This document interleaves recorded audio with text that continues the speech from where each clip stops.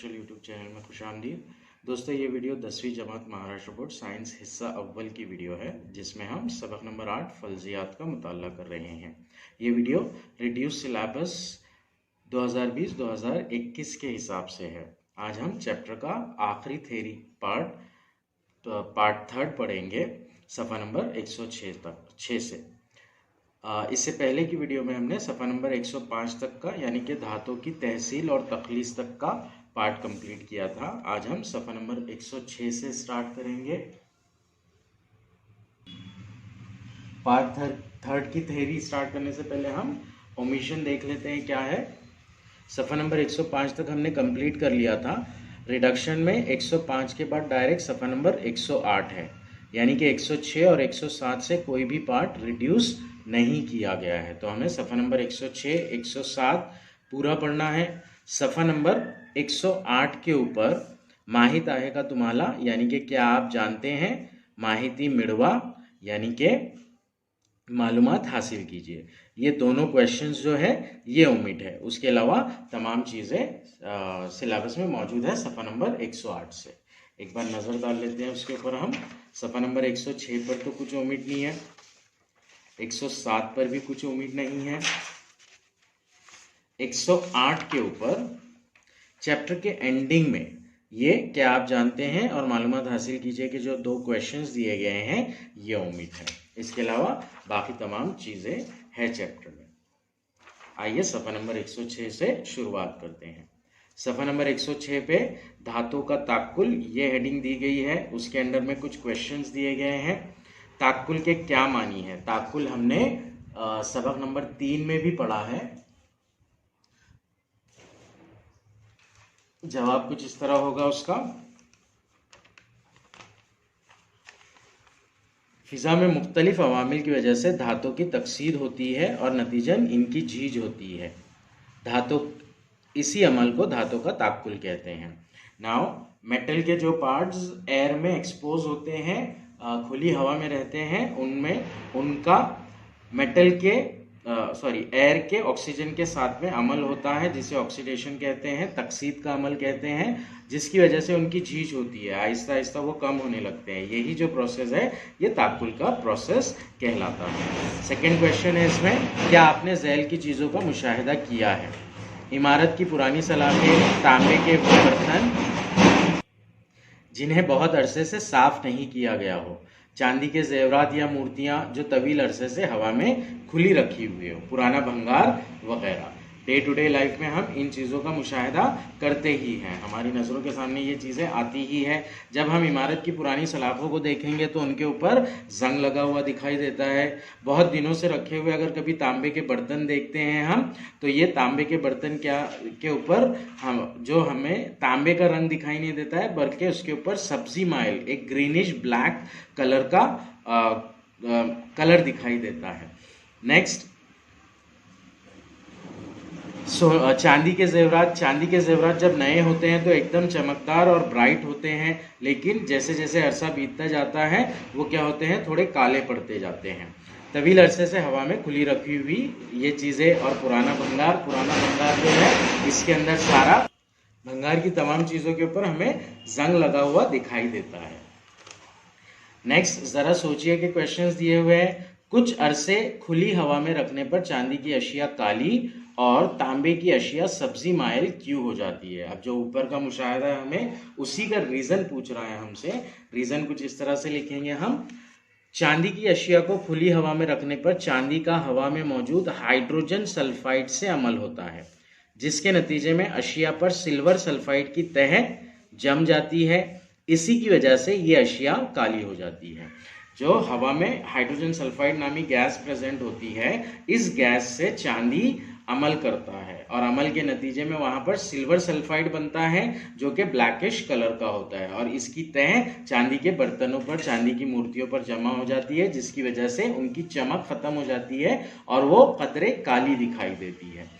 Next, तांबे की अशिया के बारे में। तांबे की अशिया हवा में खुली रखने पर वो हवा में मौजूद कार्बन डाइऑक्साइड के साथ अमल करती है, जिसके नतीजे में कॉपर कार्बोनेट तैयार होता है। तांबे के केस में कॉपर कार्बोनेट का कंपाउंड तैयार हो रहा है हवा की कार्बन डाइऑक्साइड गैस से अमल करके। इस कार्बोनेट की तह तांबे की अशिया पर जम जाने की वजह से ये अशिया सब्जी माइल हो जाती है। तो ये दोनों चीज़ों के रीज़न है यहाँ पर। नेक्स्ट, सोना और प्लेटिनम हमेशा क्यों चमकते रहते हैं? हमने चैप्टर के पिछले पार्ट में ही पढ़ा है कि सोना और प्लेटिनम जो है ये सुस्त अम्ल धातें हैं, मतलब अमल नहीं करती है हवा की ऑक्सीजन के साथ में या किसी भी गैस के साथ में। तो अमल ना करने की वजह से ये ओरिजिनल हालत में ही हमेशा प्रेजेंट होती है। तो जो प्योर गोल्ड होता है, प्योर प्लेटिनम होता है, जिसमें किसी टाइप की मिक्सिंग नहीं होती है, वो हमेशा चमकदार रहते हैं, चमकते रहते हैं। आइए हम थ्योरी पढ़ेंगे। थ्योरी में एक्चुअली ऊपर जो क्वेश्चंस पूछे गए हैं उन्हीं को एक्सप्लेन किया गया है। ये देखा गया है कि हर साल दुनिया में लोहे से तैयार होने वाली नई अशिया में से तकरीबन 25% लोहा जंग आलूद हो जाता है और बड़े पैमाने पर माली नुकसान होता है। इसलिए लोहे का ताकुल यानी जंग खुर्दगी एक बड़ा मसला है। नंबर 1, लोहा नम हवा से अमल करता है और एक सुर्खी माइल तह सतह पर जमा हो जाती है, यानी Fe2O3H2O बनता है। यही शय जंग है। जंग का प्रोडक्शन हमने चैप्टर 3 में भी पढ़ा है। क्यों होता है ये? क्योंकि लोहे की जितनी भी चीज़ें होती है वो हवा में मौजूद नमी से अमल करके उसका ऑक्साइड बनाती है और उससे एक सुर्खी माइल तह जम जाती है। ऑक्साइड जो होता है वो Fe2O3 का होता है और इसी को जंग कहते हैं। नंबर 2, मरतूब हवा की कार्बन डाइऑक्साइड तांबे के बर्तन की सतह के साथ अमल करती है और तांबे की चमक खत्म हो जाती है। क्योंकि इस पर सब्जी माइल कॉपर कार्बोनेट की तह जम जाती है, इसे तांबे का ताकुल यानी कि पेटिनेशन कहते हैं। अभी हमने ऊपर के सवाल में इसको डीप में समझा है। तीसरे नंबर पे, हवा में खुला रहने पर चांदी की अशिया कुछ अरसे बाद स्याही माहिल हो जाती है क्योंकि इन पर सिल्वर सल्फाइड की तह जम जाती है। अभी हमने ऊपर क्या पढ़ा था क्वेश्चन के आंसर में? जो सिल्वर होता है वो हवा की हाइड्रोजन सल्फाइड से अमल करके चांदी का सल्फाइड यानी कि सिल्वर सल्फाइड बनाती है और इसकी जो तह है वो चांदी के बर्तनों पर जमा हो जाती है। इसी की वजह से जो चांदी की अशिया होती है वो सियाही माइल हो जाती है, जो सिल्वर और हवा की हाइड्रोजन सल्फाइड के अमल से बनता है। नेक्स्ट, एल्यूमिनियम की तकसीद से इसकी सतह पर एल्यूमिनियम ऑक्साइड की पतली तह जम जाती है। एल्यूमिनियम की तकसीद से इसके ऊपर एल्यूमिनियम ऑक्साइड की तह जम जाती है और उसका ताकुल होता है। ताकुल रोकने की तदाबीर बताइए तो भला के क्वेश्चंस दिए गए हैं। आप धातु के ताकुल को जंग खुर्दगी को रोकने के लिए इसकी इब्तिदाई या इसकी इब्तिदाई ना हो कौन सा तरीका तजवीज़ करेंगे? ना क्या करेंगे हम यहाँ पर? ये ताकुल जो होता है वो हवा के कांटेक्ट में आने की वजह से होता है, तो हम क्या करेंगे? हवा का कांटेक्ट ही उससे ख़त्म करने की कोशिश करेंगे। धातु के ताकुल जंग खुर्दगी को रोकने के लिए या इसकी इब्तिदा ही ना हो, इसलिए धातु को हवा या नमी के साथ रास ताल्लुक में ना आने पाए, इसके लिए तजावीज़ की जाएगी। इसके लिए हम धातु पर पेंट, ग्रीज वगैरह लगा सकते हैं। तो आमतौर पर हमने देखा है कि ऑयल पेंट का इस्तेमाल करके जो धाती अशिया है उनको जंग लगने से बचाया जाता है। दूसरा सवाल उसी बारे में किया गया है। आपके घर की लोहे की खिड़कियों और दरवाज़ों को जंग से बचाने के लिए क्या किया जाता है? हमारे घर की लोहे की खिड़कियों और दरवाज़ों को जंग से बचाने के लिए इन पर ऑयल पेंट की तह चढ़ाई जाती है। धातु को ताकुल से बचाने के लिए मुख्तलिफ तरीके इस्तेमाल किए जाते हैं। तकरीबन हर तरीके में इस बात का ख्याल रखा जाता है कि लोहे को जंग आलूद होने से बचाया जाए।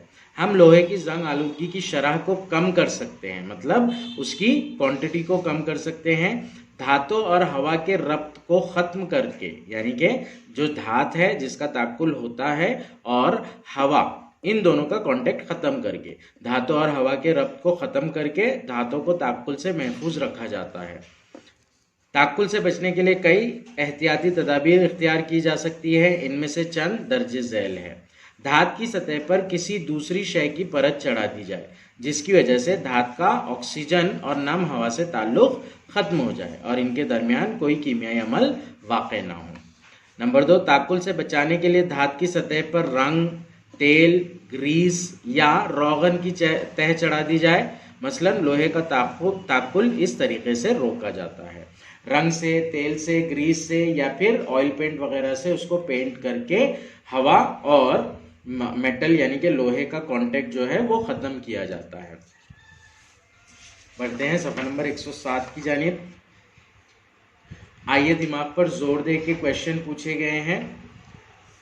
पहला वाला क्वेश्चन, मतलब एक क्वेश्चन है उसमें, क्या हम लोहे की सतह पर रंग लगाकर इसे मुस्तकिल तौर पर जंग आलूदगी से महफूज रख सकते हैं? जवाब कुछ इस तरह से होगा इसका, लोहे की सतह पर जंग लगाकर इसे मुस्तकिल तौर पर जंग आलूदगी से महफूज नहीं किया जा सकता।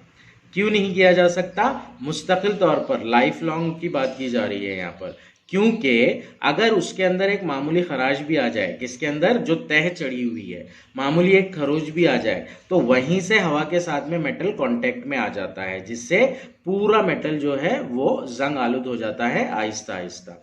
तो इस तरह लोहे की सतह पर जंग लगाकर इसे मुस्तकिल तौर पर जंग आलूदगी से महफूज नहीं किया जा सकता, क्योंकि रंग पर या तह पर मामूली सी खरोच, मामूली सी खराश भी हवा से ताल्लुक को कायम कर सकती है। हम किसी शय की सतह पर रंग की तह चढ़ाकर इसे मुस्तकिल तौर पर जंग लगने से महफूज नहीं रख सकते।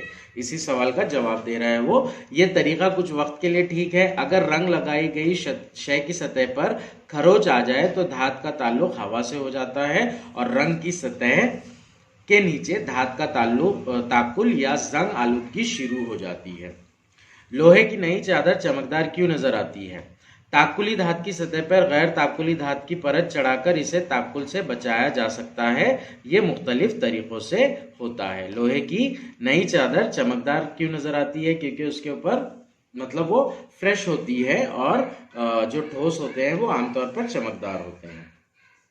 अब इसके बाद में हमें मेन इंडस्ट्रियल प्रोसेस दिए गए हैं, इंडस्ट्रियल तरीके दिए गए हैं जिससे ताकुल को रोका जाता है। उसमें सबसे पहला वाला है जस्तकारी, गैल्वेनाइजिंग।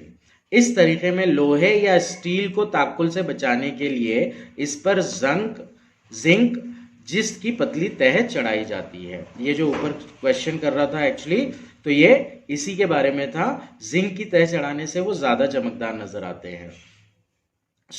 ये तरीका आमतौर पर इस्तेमाल किया जाता है लोहे या स्टील को ताकुल से बचाने के लिए। क्या किया जाता है इसमें? जिंक यानी जिस्ट की पतली तह चढ़ा दी जाती है उसके ऊपर, मसलन लोहे की कील, पिन वगैरह। इसमें जिस्ट लोहे के मुकाबले में ज्यादा मुस्बत बरकी बार वाला होने की वजह से पहले जिस्ट का ताकुल होता है। तो यहाँ पर क्या होता है, पहले जो जिस्ट की लेयर होती है उसका ताकुल होता है, जिंक का ताकुल होता है। कुछ बारिशों के बाद जिसकी तह निकल जाती है और अंदरूनी लोहा ऊपर आ जाता है, तब इसका ताकुल शुरू होता है। तो जैसे जैसे दिन जाते हैं, जैसे जैसे सीजन्स जाते हैं, वहां पर क्या होता है, जिसकी तह जो है वो खत्म हो जाती है और उसकी चमक भी निकल जाती है और फिर अंदरूनी लोहा जो है वो डायरेक्ट कांटेक्ट में आ जाता है हवा से और उसका भी ताकुल फिर शुरू हो जाता है। प्रोसेस बताया गया है ये जिस्तकारी का, गैल्वेनाइजिंग का, स्टेप वाइज,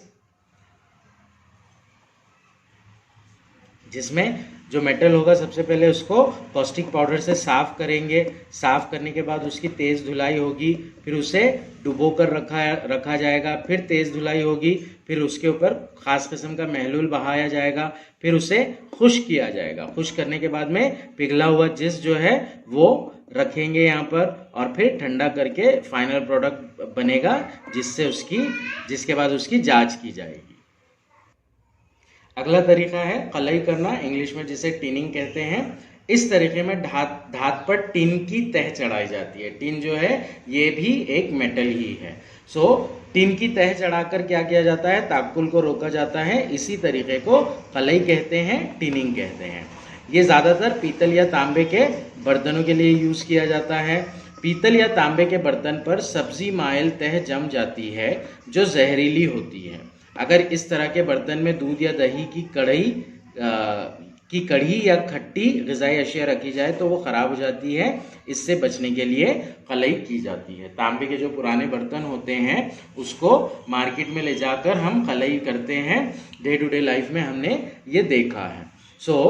वहाँ पर कलई करना ज़रूरी क्यों होता है? जो बर्तन होता है उसके ऊपर पीतल या तांबे के